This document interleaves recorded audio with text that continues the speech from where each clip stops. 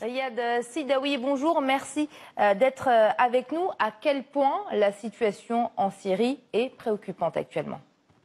Moi, je pense, avant de développer l'analyse, il faut poser la grande question. Qui a invité les forces turques en Syrie? Est-ce que la présence turque est légitime selon le droit international? Que font-ils les forces turques en Syrie? Nous savons bien qu'ils sont en train de soutenir, aider, financer les terroristes de Jabhat al-Nusra et d'Al-Qaïda. Rappelons-le, Joe Biden, le vice-président d'Obama à l'époque, a déclaré devant les étudiants de l'université de Harvard aux États-Unis d'Amérique, mon ami Erdogan a soutenu et aidé et armé Daesh afin d'éliminer le régime de Bachar al-Assad. Donc, c'est ça la grande question. Mais ils sont là, les Turcs, ils sont là afin d'aider des terroristes sur place. L'armée arabe syrienne a le droit et le devoir de libérer son territoire selon le droit international. Et ce qu'elle est en train de faire maintenant. Et selon des sources russes, ces soldats turcs et officiers turcs sont mélangés avec les terroristes. Donc on ne va pas voir la différence puisqu'elles aident et soutiennent les terroristes. À mon avis, tôt ou tard, la Turquie va se retirer des territoires syriens. La même chose, les terroristes vont être vaincus parce qu'on est face à une armée populaire, nationale, déterminée, qui est l'armée arabe syrienne. Oui. Alors, Riyad Sidaoui, vous dites ce que la Turquie fait actuellement en Syrie, mais pourquoi elle y est? Quel serait son intérêt? Son intérêt, c'est de déstabiliser le régime syrien, puisque ce plan de déstabiliser le régime progressiste laïque de Bachar al-Assad est là depuis longtemps.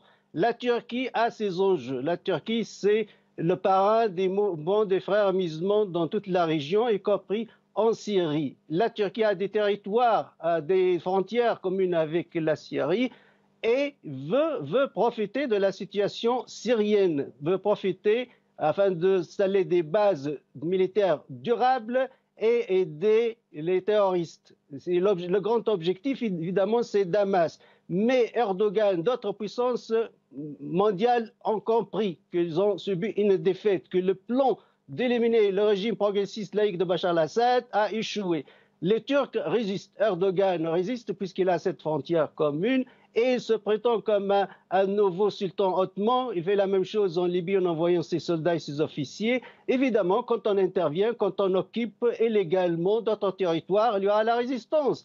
Donc il y aura des morts et des décès au sein des forces militaires turques. À mon avis, Erdogan est en train de perdre et il s'est mis en plus dans une procédure très dangereuse. Il dit à ses citoyens turcs, vous allez voir, je suis le nouveau sultan ottoman, on va libérer la Syrie de ce régime laïque, athée, ainsi de suite. Et il mobilise à l'intérieur, mais il subit des pertes énormes en réalité, ce qui va lui mettre dans une position très très fragile, convaincre son opinion publique aujourd'hui qui pose des questions, ou rester en Syrie et il va perdre encore plus en plus, ou se retirer, c'est la défaite déclarée et il veut éviter à n'importe quel prix cette défaite déclarée.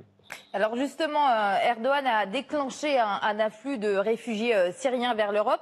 Est-ce que c'est un peu son moyen de pression pour que l'Union européenne le soutienne? Toujours, il utilise des moyens de chantage, en fait, des pressions pour chantage.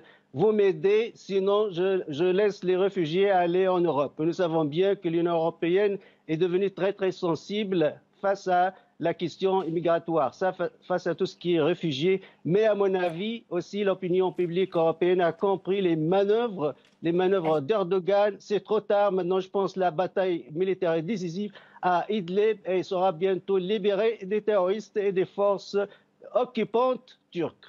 Alors, l'Union européenne craint un conflit majeur. Pourtant, la Russie a dit qu'elle était prête à travailler à la sécurité des soldats turcs. En Syrie, c'est plutôt un signe d'apaisement.